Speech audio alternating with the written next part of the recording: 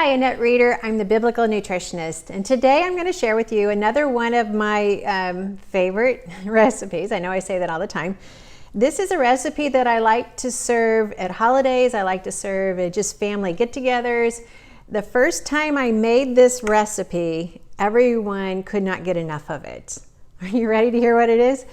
And okay, now you can actually buy this food in the grocery store, but once you taste the way we're going to make it today, you will never buy it in the grocery store again, because this is going to be so good. You're going to want to eat a lot of it, but you can't because there's so much high fiber and protein, and you know those are my two key words.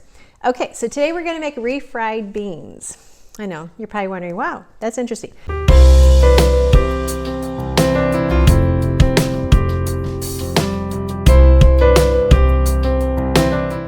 And I've already done some of the steps to the recipe, so I just want to talk you through some of the recipes.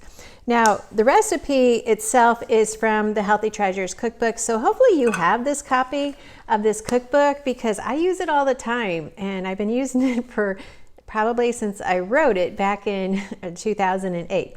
I love this cookbook. It has so many recipes that are just common foods that my family loves, and that's pretty much why I wrote it, was to get my family to transition into healthier ingredients but still similar foods than what they were used to. So this one is the refried beans recipe. It's on page 8. So there you go, made it simple for you. The first thing you do is saute some onions and garlic in some butter and oil. Now what I did was I went ahead and did a video just as a step of how to cut up onions, because who likes to have the eyes burning and the nasal passages being irritated by cutting up onions? Well, I don't. And so I went ahead and did a video, and I'll just kind of show you a little bit of the tips here. This is an immersion blender that comes with a food processor. This is a tool I use several times a week. In fact, I've already burned one up, and now I'm on my second unit. Apparently beets were not made to be chopped up with an immersion blender. So anyway, so this is my second one, and I love them. So an immersion blender comes with a couple of different attachments that you can just, and the reason it's called immersion blender is you can put this blender straight into your soup pot and puree your soups, which that way you get delicious soups, nice and creamy texture, and it tastes amazing. But they also come a lot of times with attachments, and this is the food processor attachment.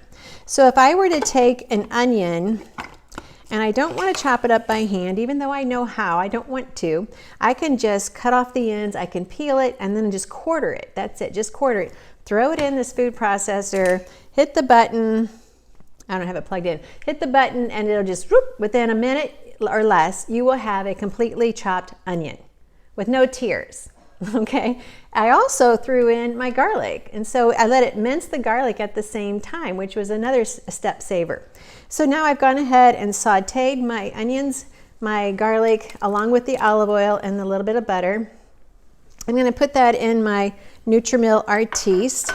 And if you've been following my cooking shows, you know that I used to always use the Bosch mixer until I realized I had this in my storage unit for shipping out to customers, and people kept calling about it, and I thought maybe I need to try it. So check out my videos on how to use the nutrimill artiste. This is definitely a machine you may want to get as well.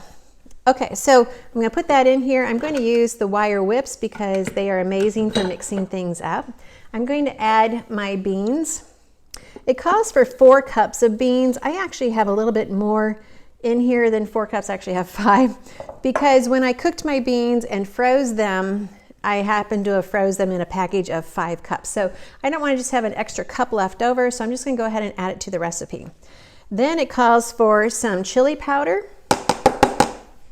It calls for some cumin, one of my very favorite spices, and then some salt. And that's it. So I'm going to go ahead and put the lid on, and we're just going to mix this up.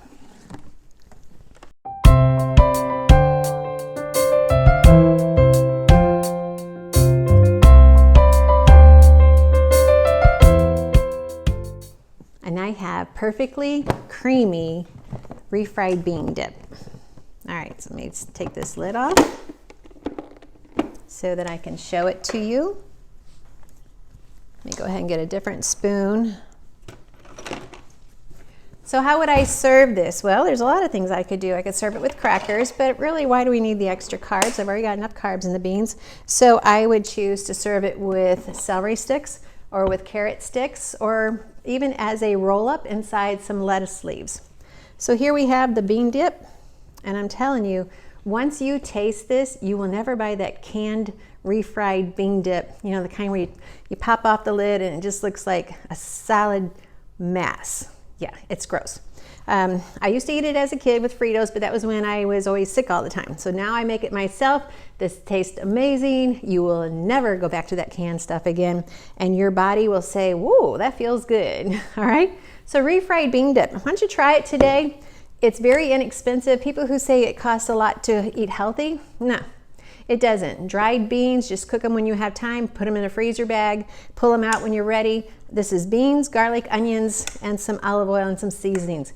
That's it, and you have the perfect dip. You could use this in different recipes. We actually use it in our nacho casserole in the cookbook as well. So this would be part of that recipe, and that is another favorite that people rave about, that recipe.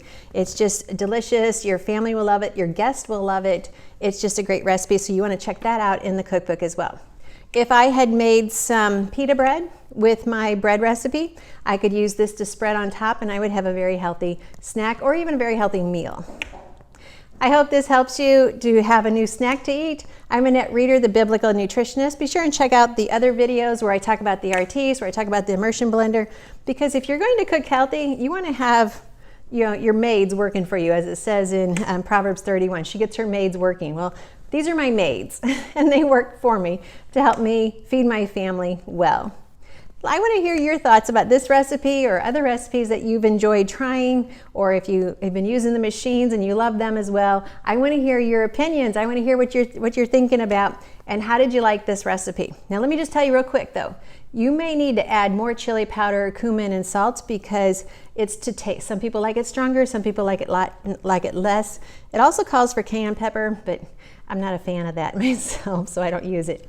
I hope you enjoy this. Annette Reeder, like this video, subscribe, share it with your friends, and let's not keep the Biblical Nutritionist a secret, okay?